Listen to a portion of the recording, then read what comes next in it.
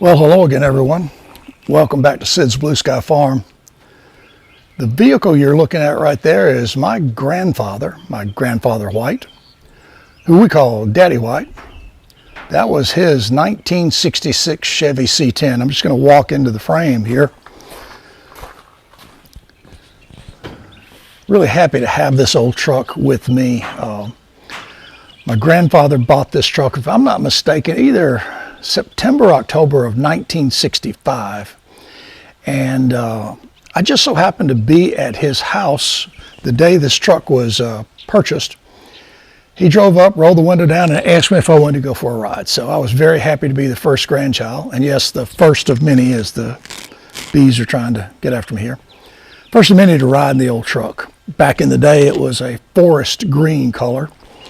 Yes, this is an official 1966 Chevy C10 pickup color palette. It's called Omaha Orange, and I really like it. I think I've painted this truck now a third time.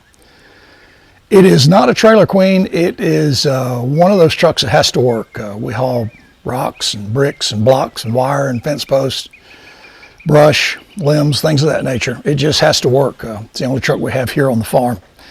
And I'm really happy to have it. Don't ever see myself getting rid of this truck. We'll just give you a quick look at that, and the reason for today's video is just catch everybody up on what we've done this week. It's been a pretty productive week. Hasn't gotten too hot. Had a couple of nice little rain showers. We need a little more today. We'll see how that works out. I think I mentioned last week about the pecan trees we've planted on the right-hand side field. There's 15 of those out there. They're all doing great. They've all come up. They've got either buds or leaves on them. I think they're all going to make it, believe it or not. And that's been a fun project. The other project that we worked on, we transplanted a couple trees, some cherry trees in the front yard.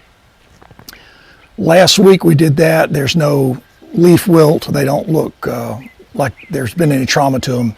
I think the rain helped them an awful lot, and I'm just keeping a close eye on them, keeping them nice and watered so they'll come along and maybe transplant without any trouble. We'll see how that works out. Today's work was me spending about an hour and a half on my mower. I did not feel like a lot of people would be interested in film of me riding my zero turn, so we did not film that. And other than that, we sprayed a lot of weeds, we pulled up weeds, picked up some limbs, just a little bit more of the cleanup that goes on basically every day. Something needs to be moved or picked up or pulled out of the ground. Yesterday we moved the brush that we had used to clear off the banks of the creek that feed into the pond.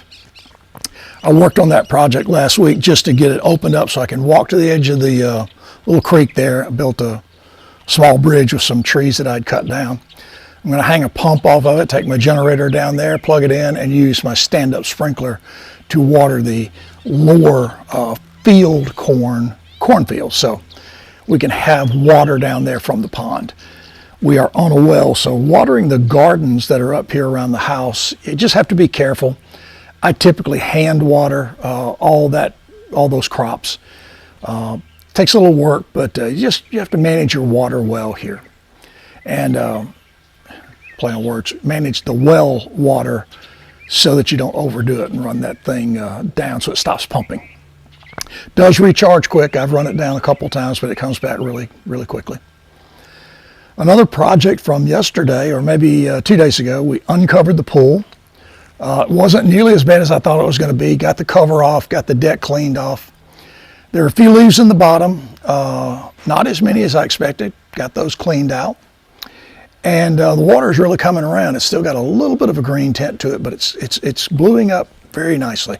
I'm just going to keep shooting the chlorine to it until it comes along, let the pumps run, and clean that water up. I'm going to take the camera over when we finish the video and just give you a quick look at the pool so you can see how it's coming along. One thing I wanted to talk about, other than just the stuff we're doing here on the farm, one thing my daughter, Julie, who's a pharmacist and very health conscious, said to me a couple years ago. She wanted me to be very careful being out and about in so much sun and use protection, sunscreen, and wear long sleeves. So to that end, she sent me 3 or 4 of these nice breathable shirts that are very comfortable, not like wearing cotton where it really gets wet and clings to you. Now they do get dirty. It's true farm attire, and they get really filthy, especially if you're working around a tractor or anything like that. But they protect you. They keep your arms out of the sun, and it really helps. I'm wearing sunscreen on my face and on my legs, just trying to keep that exposure down.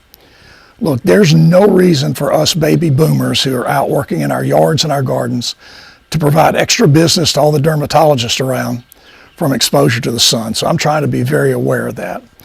The other thing I'm trying to do, I don't have it on now, but I have a big floppy hat that I wear when I'm on the tractor. There's no top on my tractor, and just try to keep that sun off my face and neck.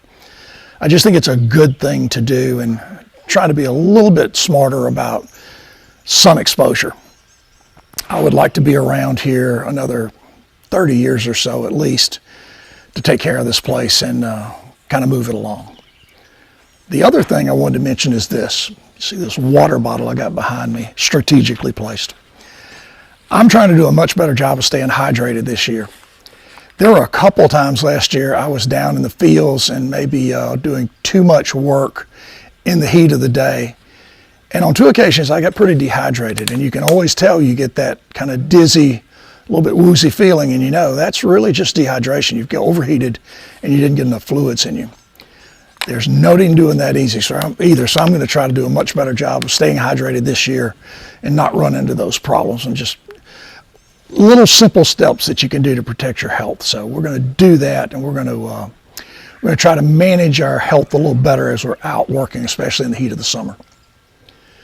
Yesterday, I think I mentioned in a couple of other videos that I had planted 2 field cornfields.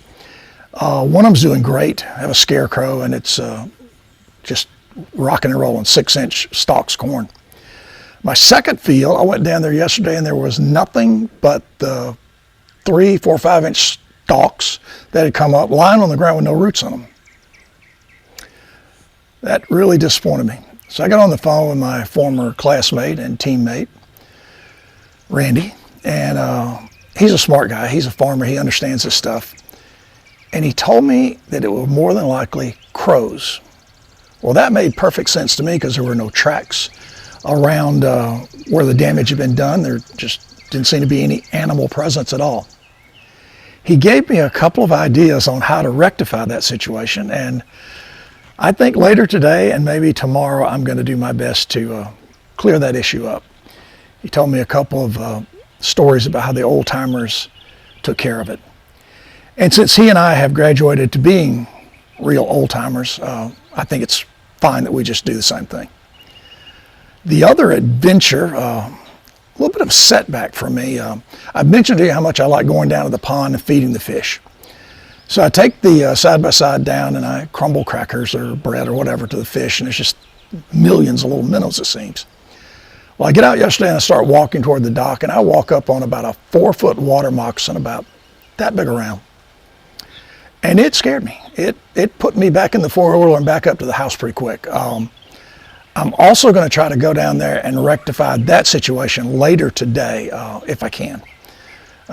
Every snake in the world to me is a deadly killing machine, so I don't want any snakes at the pond. We're going to work on that. We'll see how it turns out, and I'll give you an update on it. Other than that, we just spent some time checking on the garden that we put in. Everything is up and looking fairly good. Plants are good. Trees have all put out. We're going through that fallout from the pecan trees, so they're dropping their little stringers and covering the ground, but that'll be over soon. And I don't think we lost a single tree. You know, last year we had a drought in the middle of the year, and didn't get very much rain after about the middle of June. So hopefully this year we're going to have moderate rain and good steady rain, maybe, instead of torrential downpours and thunderstorms, because when those blow through, it creates so much work, and I just truly do not enjoy spending hours picking up pecan tree limbs. That's not a lot of fun. So maybe we'll get some nice rain and everything will grow and produce well and just come through all year long, and maybe the gardens will do well. The last 2 things, I mentioned I'm going to take the camera over and let you see the pool. I did a little flower project last year. I put a flower bed right between the 3 large crepe myrtles that are just directly behind the camera and in front of our barn here. And I did it because the directions were my speed. They were perfect for me. The directions said, rake it, spread your seeds, rake it one more time, put water on it, and forget about it. That is definitely my speed of projects. I did that and didn't get a single bloom. Felt like it was probably a disaster and a waste of money.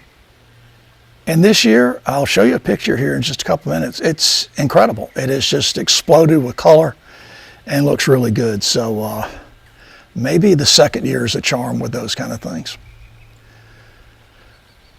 Next week, we're going to do a little more planting. I think I've got cucumbers still to put in the ground. We're still waiting on the sweet corn to break through. A little bit concerned it hadn't come up yet, but going to be patient. Everything else is out of the ground, and we're going to work on that.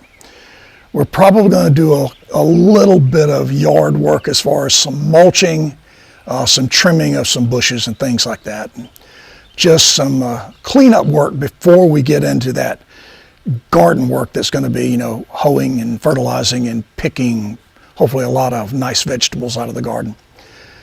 So until next week, I think we'll leave it at that for what's going on. I'm going to pick up the camera here and walk over to that flower bed, and we'll end up over at the pool. So let's do that right now, and I'll give you an idea of how well this project turned out. And I'm just going to walk directly toward the flower bed. And I apologize, I'm not the greatest cinematographer with a camera. And yes, I know this bed desperately needs mulch. Maybe that'll happen next week as well. But just look at those beautiful, beautiful plants. I haven't touched it. I don't even think I've sprayed it with water. We've just gotten enough rain to make it look quite nice so far this year. So hopefully that'll keep going, keep some rain on it, and have it stay nice and pretty. Walking to the pool, we bought this place from the Fuller family, and Mr. LaFayette Fuller put this pool in with his 2 sons. Hand-poured concrete pool. It is 12 feet deep on the deep end, and I believe we put 35,000 gallons of water in this pool. So it's a deep one and a big one. And as you can see, just a little green tint, but it is truly coming around. It's very clear. We'll just keep working on it, making sure that we keep the chlorine in it and get it back into good working shape. Over there in that little courtyard, you see, I think I mentioned last week, we're going to put a sail up for some shade. Took down a big pecan tree and it opened it up a little bit too much. And we're going to do just a bit of landscaping over there, probably put rocks and mulch in that entire area so I don't have to get in that tight space and mow. But that'll be a project for a few weeks from now. So I hope you guys have enjoyed today. If I do anything on this channel that entertains you, I'm really thrilled with that. If I do anything that helps you, that's a real bonus and a giant surprise. The channel is growing. We have passed 30 subscribers, believe it or not. So I'm really happy with that. This channel is just for fun, just to communicate with friends and family and kind of keep up with what's going on. Just as a side note, my second channel, which is Sid Mickle Publications, as many of you know, since I retired, I write, I publish some novels. That channel has passed 1,000 subscribers. I think last night we were at 1,013. To me, that is just incredible. Can you imagine 1,013 people who would want to listen to me, give them advice on anything? But I'll take it, and we're really happy with it. So until next week, we'll just kind of see what the weekend holds. If there's anything exciting, maybe we'll film it and talk about it earlier on in the week. But till we get together again, everybody take care and be safe. And we will see you soon, I hope. Take care, everybody. Bye-bye.